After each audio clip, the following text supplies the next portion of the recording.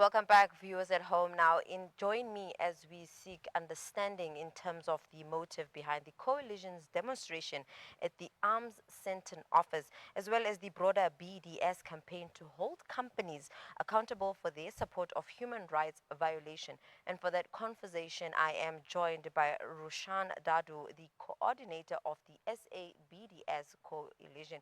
Good evening, and thank you so much for joining us this evening.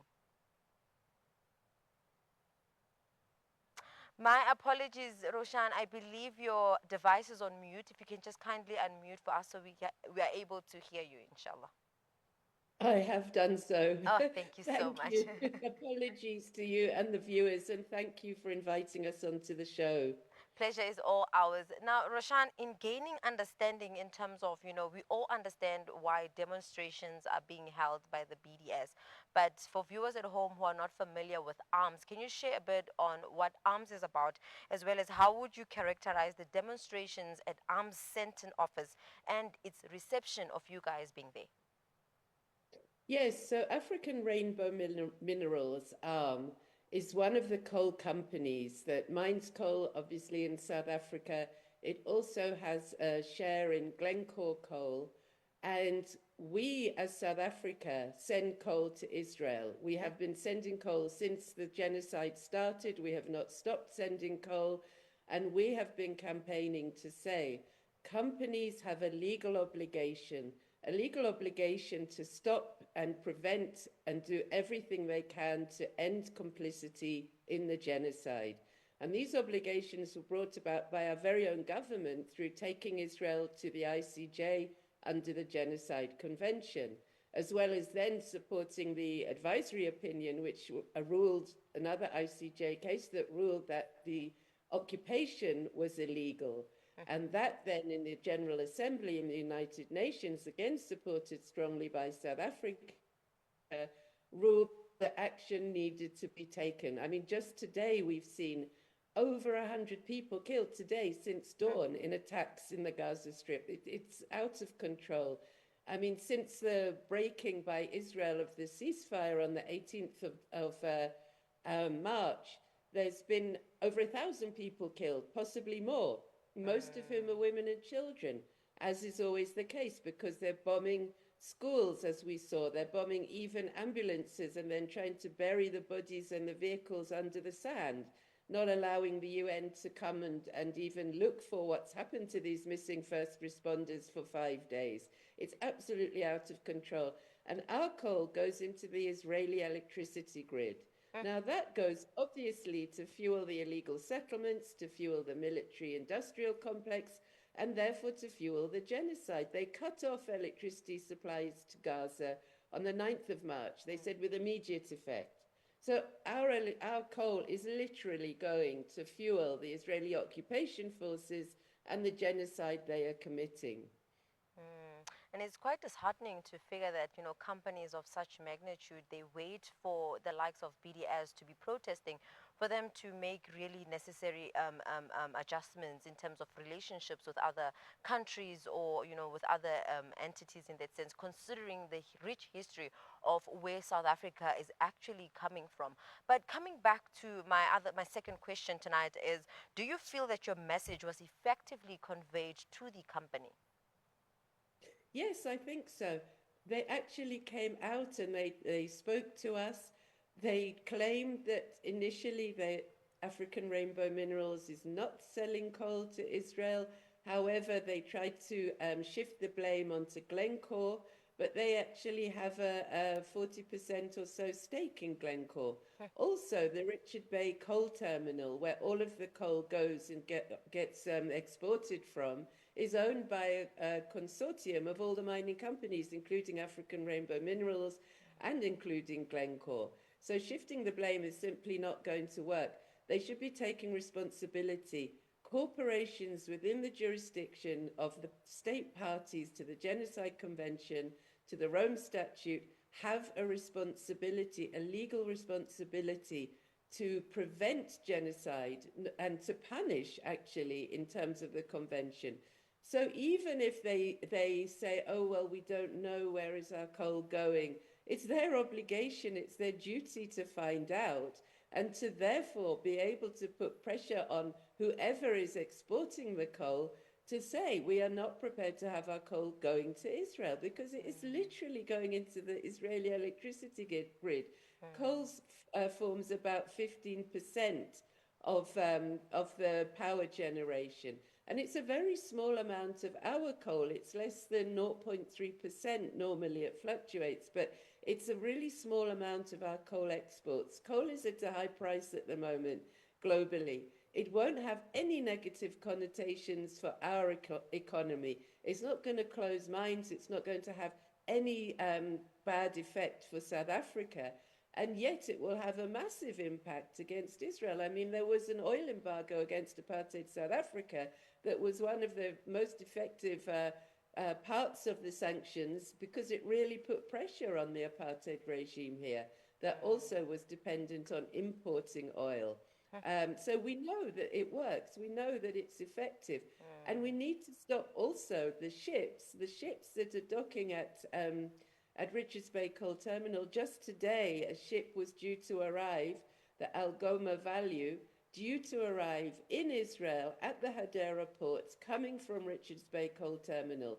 Now, the capacity of those ships is 170,000 tons of coal. Is that yet another ship that's gone? Another one had arrived on the 11th of February. There's another one due on the 9th of April. As we watch the news about, what is happening not only in Gaza, but the West Bank, as we see what the Trump administration is doing to ratchet up and support the Zionist entity, how can South Africa be selling coal, literally fueling the genocide and illegal occupation?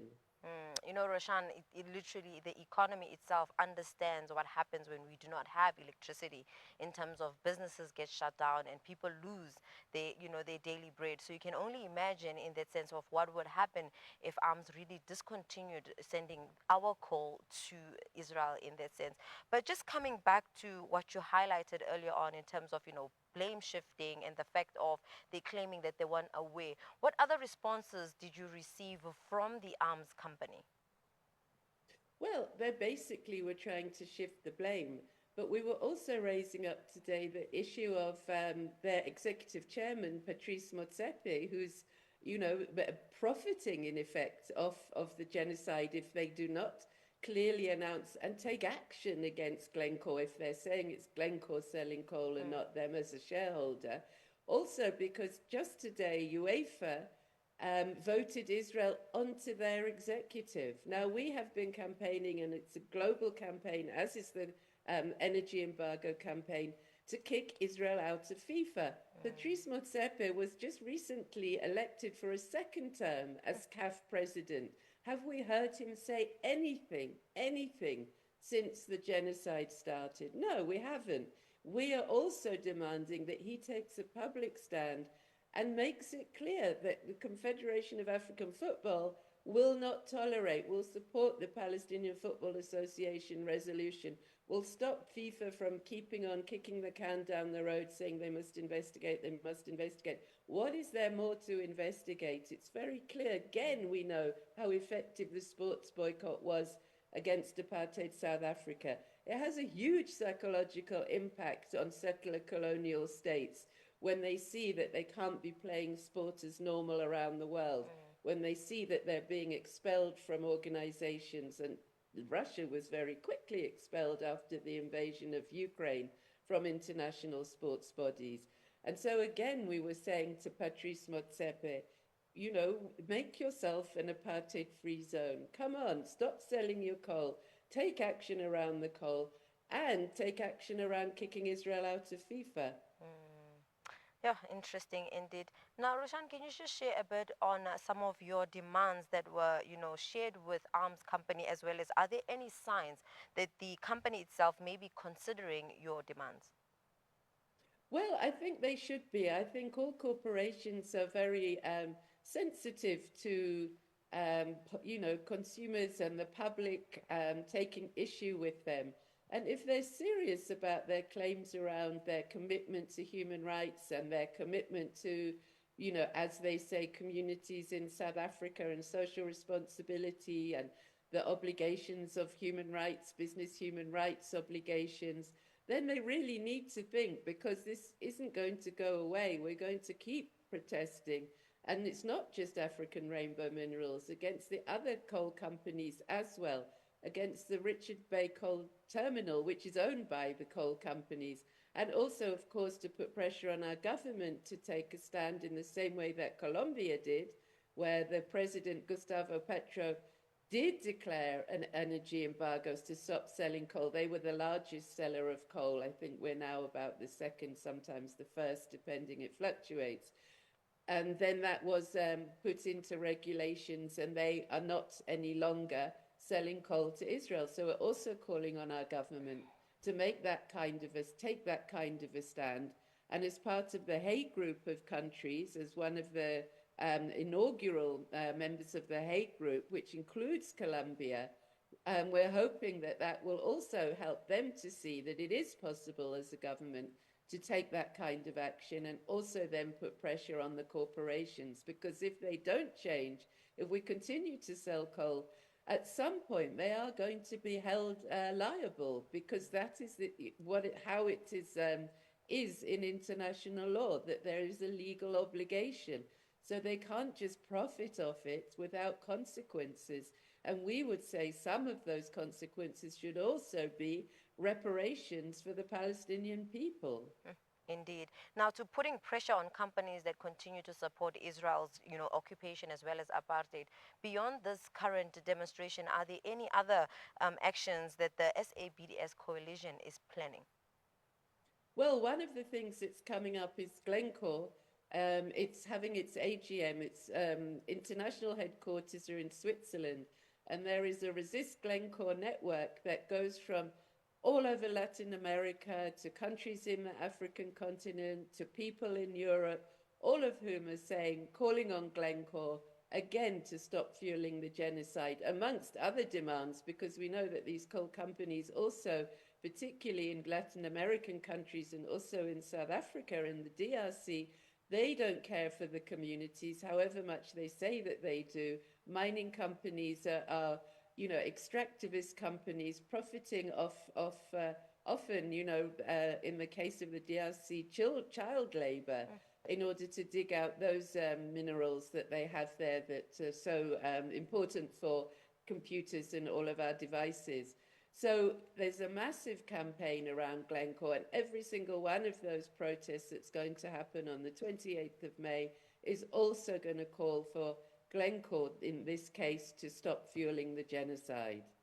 Glencore was the major mining company in Colombia, and now they supposedly are supposed to not be selling coal, given the coal embargo that that country's government has imposed.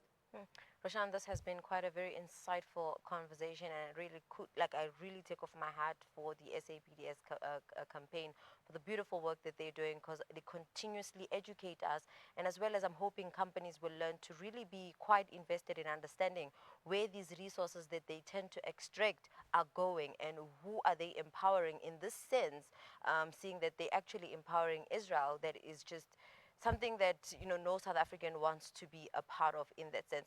But just in concluding our conversation, is there any closing thoughts you'd like to share?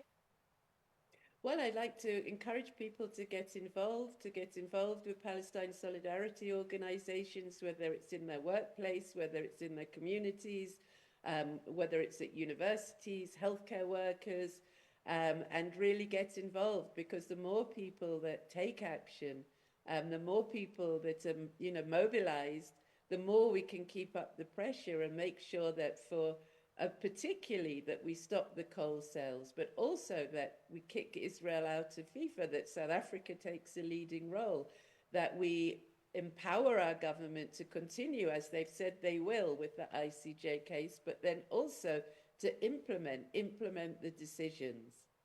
Thank you so much, Roshan, for joining us this evening. Thank you very much. Viewers at home, that was my conversation between myself as well as Roshan, who is the coordinator of the SABDS coalition. Viewers at home, do not forget her call to action in terms of join some of these amazing organizations that continue to place pressure in terms of ensuring that Palestine finally sees a sense of ceasefire or they are finally free from these conditions that they're being subjected to. But on that note, let's head over to an ad break. We'll see you just after this.